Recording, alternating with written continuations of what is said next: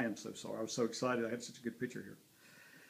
Hey, Chief. This is Chief Melvin Proctor of the City of Kings Mountain, North Carolina. He has been the police chief here for over 12 years. 12 years now.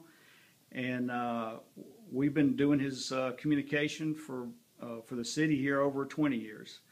They've been a big Motorola customer, and we just wanted to ask him and thank him for taking some time today to talk to us about why Kenwood versus the Motorola that he used to have. Of course, start with, in comparison to everything, we're looking at the 800 system and looked at the cost associated with the 800 system and saw the deep, dark hole that Kenwood trying to integrate into Viper and 800. Then the state's 800 system is basically an antiquated system. The technology there is going to be, kind of dead in the water, 2017, 2018. So if you didn't go into some of the newer system that was out here, then you were associated with the state having to reboot and revamp technology that was already old to start with. So I couldn't see the money with that. The millions of dollars it's going to cost to go 800. Couldn't see that either. Talked with other municipalities that installed 800s, and 5, 6, 7 years later, it's going to be millions of dollars to upfit this system again because of the technology change. The 800s that we had here, that were the mobile units, are getting ready to be changed back out. So there's another cost. Again. Oh. So there's another cost associated, $3,000-$4,000 per radio. Oh my goodness. So you got the whole county now, that's taxpayers' money, having to go back out. Spend all this money again, they just spent all these millions of dollars to buy radios that should have lasted, 12 to 15 years, and they're not going to do it. And so I wasn't a Kenwood person, as you well know. I was a Motorola person, and that was based on Kenwood technology of years ago.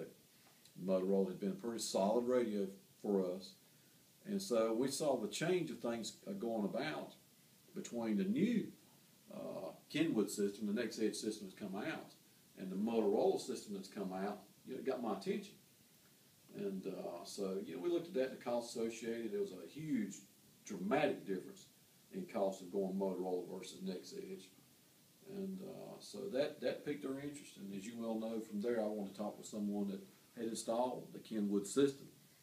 For us, was the NEXEDGE, and see what somebody actually had done and what they had to say.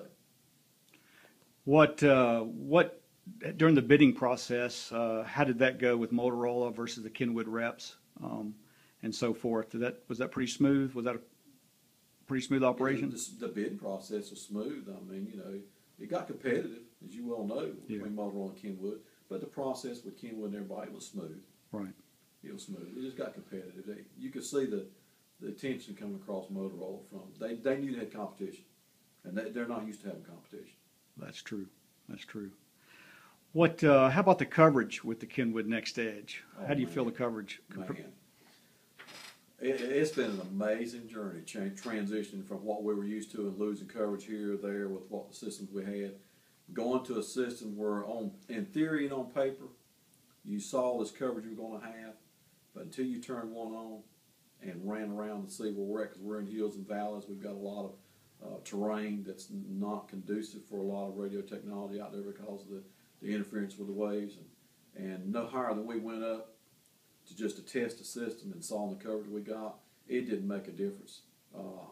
It didn't mess with the NEXEDGE system like it did the conventional radios that we had. So we tried it. We tried the Motorola system also, and it was just, there was no comparison to me. No comparison. The quality is much better. Clear. By the way, they have a single site 7-channel system with about 150 mobile units, GPS, and a 2-position console.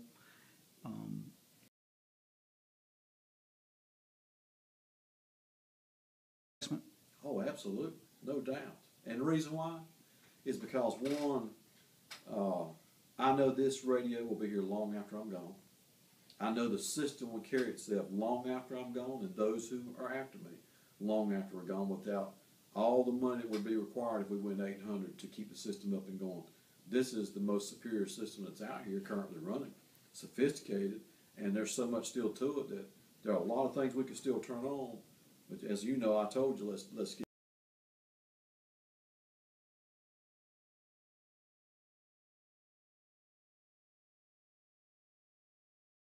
went, Motorola was with us, and we went to Lexington, Kentucky, and we talked with them about the system because they went to NEXEDGE. And the one question was asked in that room, and you never hear this: when you turn your system on, how many glitches did you have? And they said, none. And I remember the hustle and bustle with the Motorola people. They said, none, we got a problem. And this was Louisville, Kentucky. The school system had Yes. 1,500 buses, and we believe it had 14 channels, single site. It covered up to 110 miles. And no glitches. And we've had the same thing here. We turned the system on and it operated. It operated. And it's clear. And you either got a signal and you don't. And the nice thing about this system is it'll let you know something's wrong. Outside in the car, on the walkie-talkie, or on that console. If something's wrong with anything, it'll alarm you and let you know and tell you what's wrong. And then you can fix it. I call you, I call your people, and they go over the internet, and 99% of the time they'll have to come to site and they can fix it within 5-10 minutes. Chief, thank you for taking time to talk to us today. I appreciate your help. Thank you, sir.